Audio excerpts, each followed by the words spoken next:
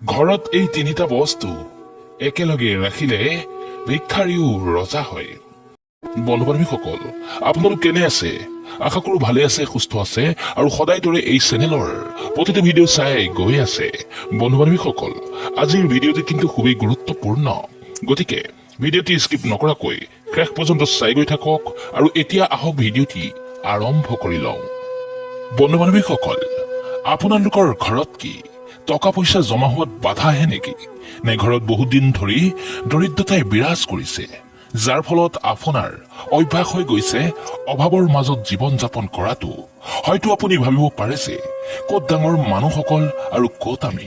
যদিহে আপোনাৰ ঘৰৰ অৱস্থাও দিনক দিনে বেয়া হৈ গৈছে, ঘৰৰ সদস্যসকলে যদি নিজৰ মাজতে কাজিয়া কৰিছে, যাৰ ফলত দৰিদ্ৰতাক আমন্ত্ৰণ জনোৱা কাৰ্যটি আৰু সহজ হৈ পৰিছে, দোকান বা ব্যৱসায় ভালকৈ চলা নাই, আয়ৰ কোনো উৎস নাই, এটা বস্তু কিনি আনিলে আৰু এটা শেষ হৈ যায়, মনটো খুব অস্থিৰ থাকে, মনত এনেকুৱা লাগে যে ঘৰৰ পৰা ওলাই কৰবালৈ যাওঁ। এইবোৰ সমস্যাৰ কাৰণেই আপোনাৰ মন এনে হৈ যায় যে ঘৰৰ সদস্যৰ লগতো কেতিয়াবা কাজিয়া হবলৈ ধৰে। যদিহে আপুনি এই পৰিস্থিতিৰ মুখামুখি হৈ আছে, তেন্তে বুজিব মা লক্ষ্মীয়ে এই ভিডিঅ'টি আপোনাৰ কাষলৈ পঠাইছে। গতিকে এই ভিডিঅ'টি সম্পূৰ্ণকৈ চাওক। মা লক্ষ্মীৰ আশীৰ্বাদ আপোনাৰ ওপৰত বৰ্ষিত হ'ব আৰু আপোনাৰ দিনবোৰ সলনি হ'ব আৰু আৰ্থিক ৰূপত আপুনি মজবুত হৈ উঠিব। হঠাৎ কৰি সলনি হ'ব আপোনাৰ ঘৰৰ অৱস্থা, সকলোবোৰ আপোনাৰ ইচ্ছামতেই হ'বলৈ ধৰিব। গতিকে এই গুৰুত্বপূৰ্ণ ভিডিঅ'টি আধাতে এৰি থৈ নগৈ সম্পূৰ্ণকৈ চাওক, কাৰণ অসম্পূৰ্ণ তথ্য খুবেই বিপদজনক। এই প্ৰতিকাৰটি কৰাৰ ক্ষেত্ৰত প্ৰয়োজন হ'ব মহিলাগৰাকীৰ, অৰ্থাৎ মহিলাগৰাকীয়ে তেওঁৰ পৰিয়ালৰ বাবে এই উপায় বা ক্ৰিয়াটি কৰিব লাগিব। যদিহে নাৰীৰ ক্ষেত্ৰত কৰা সম্ভৱ নহয়, তেন্তে পুৰুষেও কৰিব পাৰিব। কিন্তু নাৰী হৈছে সৌভাগ্যৱতী লক্ষ্মী, গতিকে তেওঁলোকৰ হাতেৰে এই কাৰ্যটি কৰাটো অতিকৈ উত্তম হয়। যদিহে এই কাৰ্যটি মহিলাগৰাকীয়ে সঠিকভাৱে কৰে, তেন্তে স্বামীৰ ভাগ্য অৱশ্যেই খুলিব, আপোনাৰ সন্তানৰ ভাগ্যও খোল খাব, সংসাৰ সমৃদ্ধ হ'ব। গতিকে আজিৰ এই ভিডিঅ'টিত যি তিনিটা বস্তুৰ কথা কম, এই তিনিটা বস্তু কেৱল আপুনি একেলগে একে ঠাইত ৰাখিব লাগিব।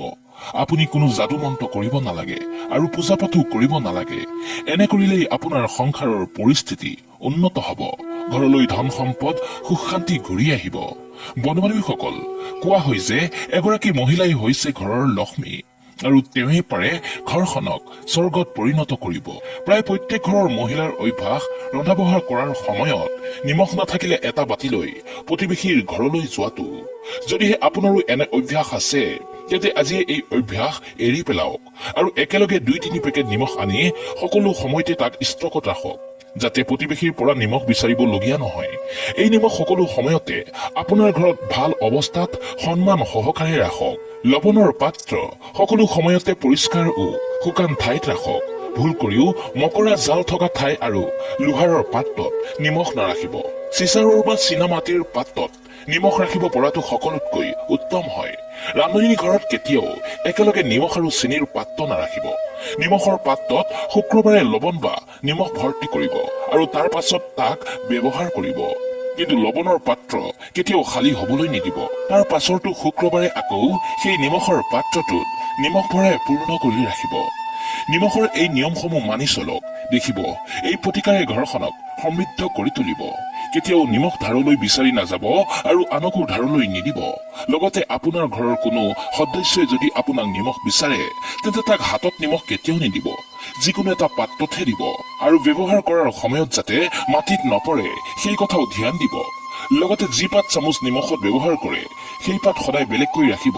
কেতিয়াও সেই চামুচেৰে হালধি বা জলকীয়াৰ ক্ষেত্ৰত ব্যৱহাৰ নকৰিব।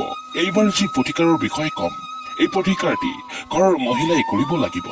ইয়াৰ বাবে যিকোনো মাহৰ শুক্লপক্ষত আপুনি এটা চিচাৰৰ গিলাচ ল'ব বা যিকোনো গিলাচ লৈ তাক ভালকৈ ধুই শুকুৱাই ল'ব। ইয়াৰ পাছত আপোনাক লাগিব এটুকুৰা মিশ্ৰি, অৰ্থাৎ মিশ্ৰি চেনি। ইয়াৰ পাছত উত্তৰ দিশে মুখ কৰি ৰ'ব আৰু আপোনাৰ সোঁ হাতত সেই গিলাচটো ল'ব। আৰু এই কামটো আপুনি ৰান্ধনী ঘৰত কৰিব লাগিব, কাৰণ এই ৰান্ধনী ঘৰেই হ'ল আপোনাৰ ঘৰৰ সমৃদ্ধিৰ ঠাই। যদিহে আপোনাৰ আৰ্থিক স্থিতি বেয়া হয়, তেন্তে প্ৰথমে ৰান্ধনী ঘৰৰ পৰাই সকলোবোৰ নষ্ট হ'বলৈ আৰম্ভণি কৰে।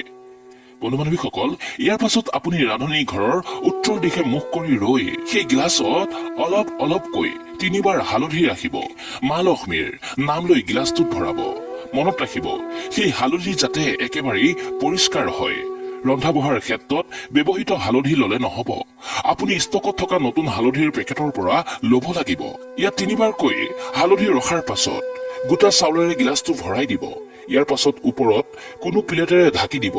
কিন্তু মনত ৰাখিব, তাত ৰখা চাউল কেইটা একেবাৰে নিখুঁত হব লাগিব, ভঙা চিঙা হলে নহব। আৰু ইয়াৰ পাছত সেই গিলাচটো উত্তৰ বা পূব দিশত এনে ঠাইত ৰাখক য'ত আপোনাৰ ৰাখিবলৈ ঠাই আছে। তেনেকৈ ৰাখি দিয়ক। কিন্তু আপোনাৰ মাথাৰ উচ্চতাৰ ওপৰত হব লাগিব, তাতকৈ তলত হলে নহব। এই গিলাচটো আপুনি এনেভাৱে ৰাখক যাতে ৰান্ধনী ঘৰত আপুনি সোমালেই আপোনাৰ চকু যায়, বা আন কোনো ব্যক্তি আহিলেও যাতে তাৰ দৃষ্টিও ইয়াতে পৰে। লগতে যি ঠাইত ইয়াক ৰাখিব সেই ঠাইত যাতে ময়লা বা কোনো ভিজা নাথাকে, এই কথা ধ্যান ৰাখিব। এই ঠাইডোখৰ পৰিষ্কাৰ ও পৰিচ্ছন্নতা হোৱা উচিত। যেনেকৈ আমি পূজা ঘৰটো ৰাখো, ঠিক তেনেকুৱাকৈ পবিত্ৰ কৰি ৰাখিব। ইয়াৰ পাছত 30 দিন ৰান্ধনীৰ ঘৰত ৰাখি 30 দিন পূৰ্ণ হলে তাক নি যিকোনো গছৰ গুৰিত বা বুৱতী নৈত উটাই দিব বা সেই জলত প্ৰবাহিত কৰি দিব। ইয়াৰ পাছত আকৌ এটা শুক্ৰবাৰে আপুনি এই একে উপায় কৰি আপুনি এই ক্ৰিয়াটি কৰিব। এনেকৈ আপুনি 3 মাহ কৰক। ইয়াৰ পাছত দেখিব আপোনাৰ সংসাৰত সকলোবোৰ ঠিক হৈ উঠিছে, টকা পইচা আহিবলৈ আৰম্ভণি কৰিছে আৰু সঞ্চয় কৰাত আপুনি সফল হৈছে। ব্যৱসায় দিনক দিনে বৃদ্ধি পাবলৈ ধৰিছে। পৰিয়ালত কোনো সমস্যাই নাথাকিব। যদি আপুনি বিচাৰে তেন্তে এনেকৈ ঠিক 12 মাহ আপুনি এই উপায়টি কৰিব পাৰে। কোনো কঠিন কাৰ্য নহয়।